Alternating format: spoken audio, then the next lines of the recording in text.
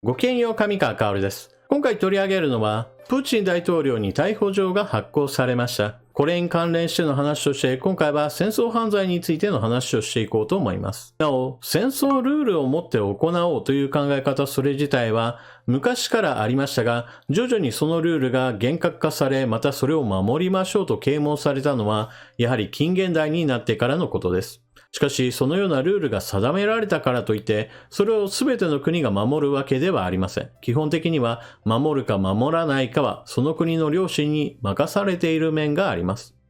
そうした面において現在行われているロシアによるウクライナ侵略というのは戦争犯罪が数々行われているわけですが、守る気がない国が戦争を起こせばそのようにルールというのは踏みにじられてしまうというのを私たちに現実のものとして見せつけているわけです。それではプーチン大統領に出ているという逮捕状についてのニュースを見ていきましょう。国際刑事裁判所、プーチン大統領に逮捕状。国際刑事裁判所 ICC は17日、ロシアのプーチン大統領らに対する逮捕状を発行したと発表した。ウクライナの子供をロシアに拉致したことへの関与の疑いが持たれている。ただ、逮捕状にロシア側が応じる可能性は低く、実効性は乏しい。ICC は、プーチン氏が2022年2月のウクライナ侵攻以降、ウクライナの子供を同国からロシアに不法に移送したことへの責任があるなどとした。プーチン氏の他に、ロシア政府で子供の権利を担当するリボワ・ベロワ氏にも同様の容疑で逮捕状を出した。ICC は侵攻以降、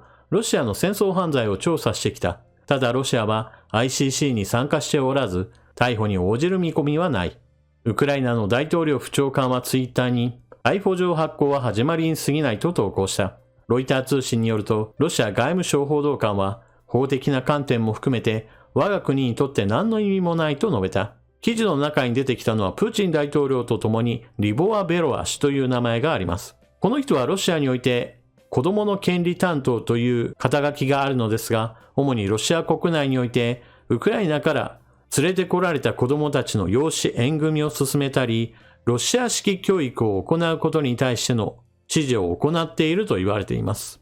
記事の補足です。ICC に加盟している国を緑色で示しています。ICC では警察組織を持っていないので逮捕状を発行した後、加盟国の警察が協力して国内に入ってきた場合において逮捕を実施します。実際に逮捕したらハーグの国際刑事裁判所送りとなります。ちなみに日本も加盟国です。ただしここで非常に大きな問題が発生します。それはプーチン大統領は国家首脳であり、逮捕されないという外交特権を持っています。このような外交特権に基づいて、たとえ ICC に加盟している国であっても、プーチン大統領は構わずやってきて、そして実際に逮捕されない可能性というのも十分あるのです。実際に逮捕しようと思った場合においては、このような外交特権がない、肩書きのない状態にならないと難しいかもしれません。しかし、たとえそうであったとしても、戦争犯罪者として逮捕状を出すだけの根拠があると信じるからこそ逮捕状が発行されているのであり、そのような人物だといういわゆるレッテル貼りとしては逮捕状を発行する意味はあります。続いてロシアの戦争犯罪について、電気ショック、性的暴行、ビニール袋で窒息、ロシアが組織的に拷問と国際調査委員会。ロシアのウクライナ侵略を受けて国連人権理事会が設置した国際調査委員会は、ロシア当局が幅広い戦争犯罪や数多くの国際人道法違反に関与したと結論付ける報告書を発表した。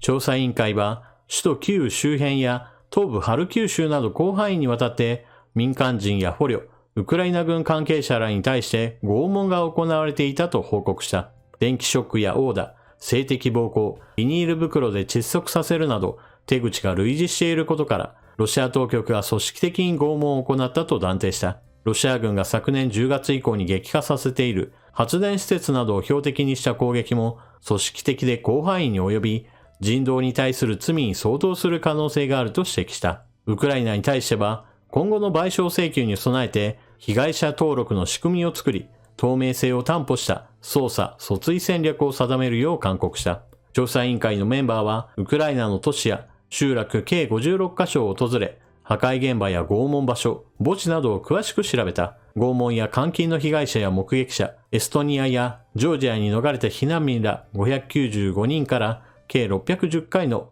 聞き取り調査を行った。最後に、前回の動画の続きで、ウクライナに対する戦闘機供与の話が前進しました。ポーランドに続いて、今度はスロバキアがミグ29、13機の供与を正式に発表しました。スロバキアは同時に、地対空ミサイルの供与についても発表しており、ヨーロッパにまだ残っている旧ソ連系の戦闘機供与についてハードルが下がる2カ国からの支援となりました。プーチン大統領やもしくはロシア国内における政策の責任者について逮捕状が出た。さあこれでこれらの人たちを逮捕できるかといえばそういったわけではありません。このあたりはもどかしいところですが残念ながら現在の地球には地球統一政府など存在しませんから、誰かが何か悪いことをしたからといって、それに基づいてすぐに逮捕できる仕組みというものは存在しません。そもそも現在ロシアが行っているウクライナ侵略というのは、国際法から言えば武力を用いて他国の領土を攻め取るという明らかな戦争犯罪なわけですが、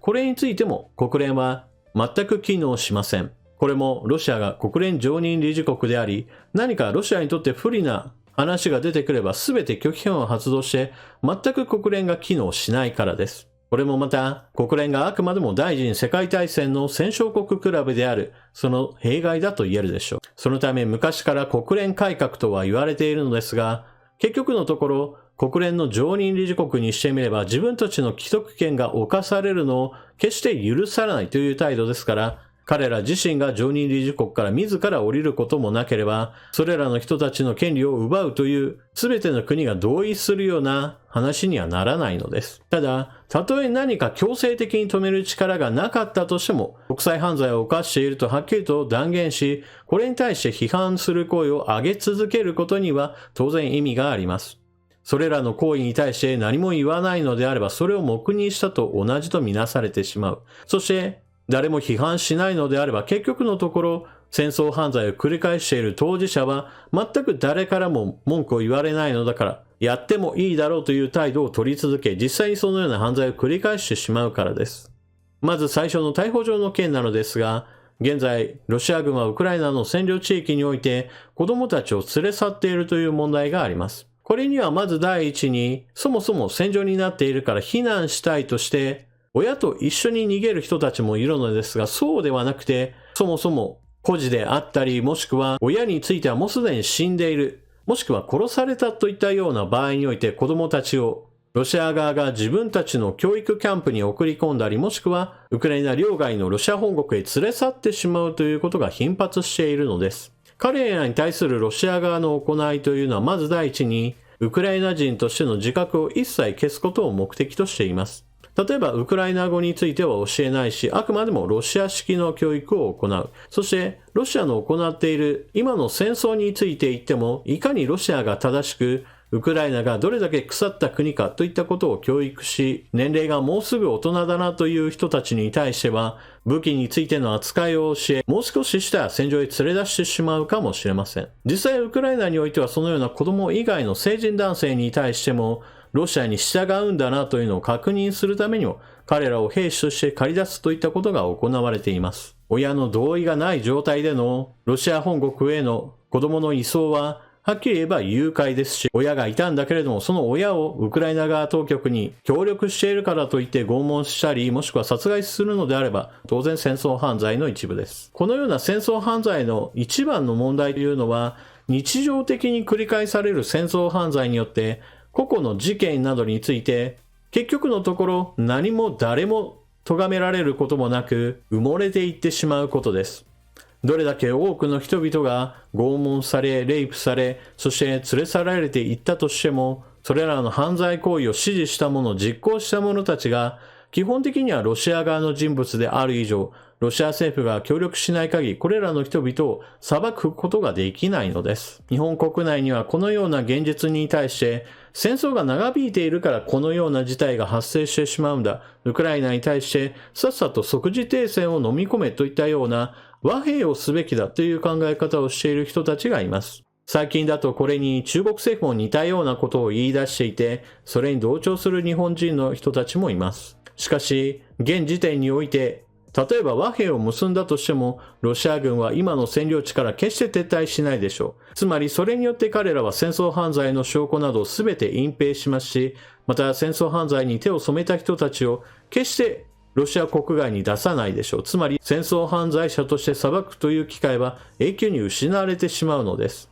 果たしてそれが平和主義者の言う理想的な現実なのでしょうか。たとえ今すぐロシアを動かすことができなかったとしても、戦争犯罪を犯していることについて批判し続け、批判に同調してくれる国を世界に求め続ける。それによってロシアの味方を減らす、中立姿勢の国をよりロシア批判へと手繰り寄せるといったことが回り回って最終的にはロシアにとって戦争をしづらい状況を生み出していくのではないかと私は思います。またそうなってほしいものです。というわけで今回はロシアのプーチン大統領に逮捕状が発行されました。ロシアによる組織的な子供たちの連れ去り、そしてロシアが占領している地域においては、現在もなお進行中で多くの人々が監禁や拷問、レイプなどの被害に遭っていると思われます。このような戦争犯罪、そして犯罪に加担する人々を裁くためには、結局のところ戦争を終わらせなければなりません。それもロシアが